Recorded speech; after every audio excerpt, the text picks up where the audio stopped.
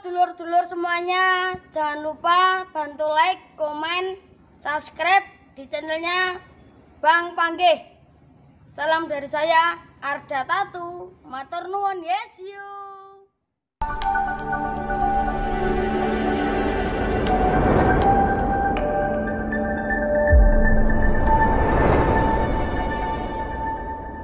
Salam Sang Sejati. Dalam kitab Mizanul Kubro, secara luas menerangkan bahwa dalam kesempurnaan yang terdapat dalam tubuh manusia, Allah Subhanahu wa Ta'ala memberikan kapasitas yang lebih.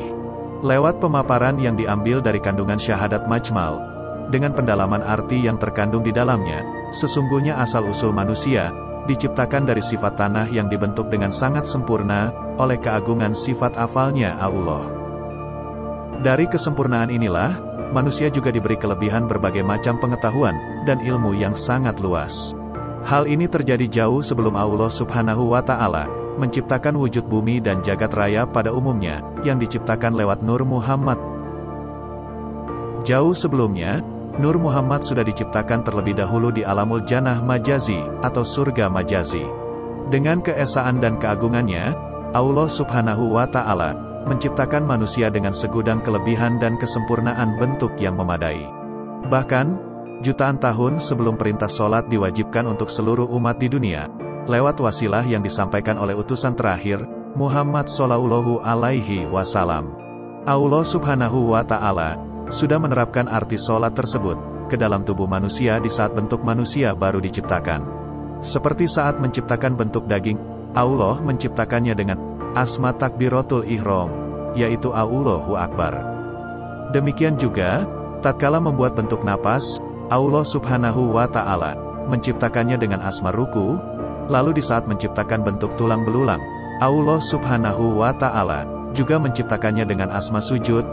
Dan di saat menciptakan bentuk kulit, Allah Subhanahu wa Ta'ala menciptakannya dengan asma lunggu. Lewat sebuah kesempurnaan yang dimiliki oleh tubuh manusia, akhirnya Allah Subhanahu wa Ta'ala memberikan tugas mulia kepada makhluk ciptaannya ini, yaitu dengan bersaksi mengucapkan dua kalimat syahadat, berpedoman pada kewajiban sholat, mengikhlaskan harta bendanya untuk tujuan mulia, mengisi badannya lewat jalan berpuasa, dan mensucikan diri lewat kebersihan ibadah haji. Dari struktur yang dapat diserap oleh tubuh manusia, Allah Subhanahu wa Ta'ala juga menciptakan bentuk kekuatan yang menjadi prioritas sifat manusia itu sendiri, yaitu dengan berbagai macam bentuk ilmu. Dalam bentuk ilmu ini, Allah Subhanahu wa Ta'ala memberikannya suatu sifat cahaya dan api yang ada dalam setiap tubuh manusia, seperti halnya sifat cahaya Allah, menempatkannya dalam bentuk keyakinan dan kekuatan batin, penghayatan ilmu bersifat robani, dan derajat menuju husnul khotimah. Sedangkan sifat api sendiri ditempatkan dalam sifat manusia sebagai semangat hidup yang bermanfaat. Seperti semangat dalam mencari duniawiyah, ilmu yang menjadi landasan hidup, keras dalam disiplin, tegas dalam menegakkan prinsip, luwes dalam menata ilmu, dan segala hal bersifat supranatural dan lain sebagainya.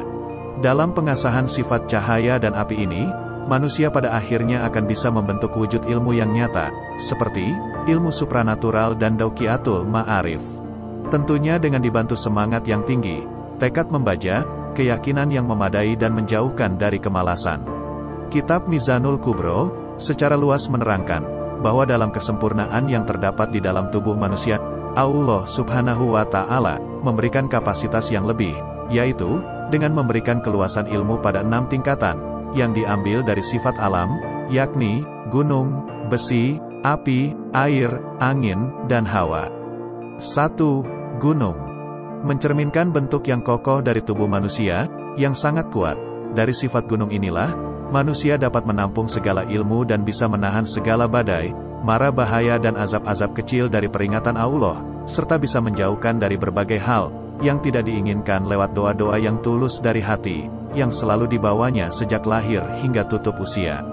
Dari sifat ini juga, manusia mulai ditugaskan oleh Allah untuk mengenal arti ilmu, yang bersifat lahiriah maupun batiniyah, terutama dalam keluasan akal dan penghayatan batin, menuju tahqiqul ilmi atau wujud dari semua bentuk ilmu, sehingga dengan adanya bentuk tubuh ini, apapun bisa diraihnya sebagai suatu keberhasilan hidup yang diinginkan. Namun dalam kenyataannya, sifat gunung yang terdapat dalam diri manusia ini belumlah sempurna, sebab sifat gunung sendiri kalah dengan sifat besi. 2. Besi mencerminkan bentuk yang keras dari sifat manusia di dalam segala hal, sebab dalam hal pemaparan ilmu pengetahuan alam sendiri, jelas ditegaskan bahwa sifat besi lebih keras dari sifat yang terdapat dari wujud perbatuan. Lewat sifat besi inilah, manusia mulai dituntut untuk memegang peranan dalam kedisiplinan dan penataan hidup secara akurat, baik dalam memulai suatu karir atau pembelajaran masalah keilmuan. Namun dalam pandangan ahli sufi, sifat besi ini yang terdapat dalam diri manusia adalah perjalanan awal menuju apapun keinginan yang dimaksud untuk bisa tercapai. Hanya saja dalam menginginkan sesuatu yang lebih, manusia tidak boleh berhenti hanya di sifat ini, melainkan harus terus menapaki ilmu yang lebih tinggi, sebab sifat besi masih kalah dengan sifat api. 3. Api mencerminkan sifat berani yang terdapat di dalam diri manusia. Maksud dari sifat api di sini adalah pembentukan dari 4 sifat asal yang terdapat dalam struktur watak manusia: nafsu hak, nafsu hayawaniyah, nafsu syaitoniyah, dan nafsu mutmainah. Dari keempat nafsu ini, manusia dituntut untuk mengendalikan nafsu-nafsu tersebut menuju sifat yang positif, seperti membangun badan kita lewat semangat berzikir, semangat dalam mencari ilmu, semangat dalam memohon, dan semangat dalam menorehkan segala bidang, baik yang bersifat riil maupun yang bersifat batiniah.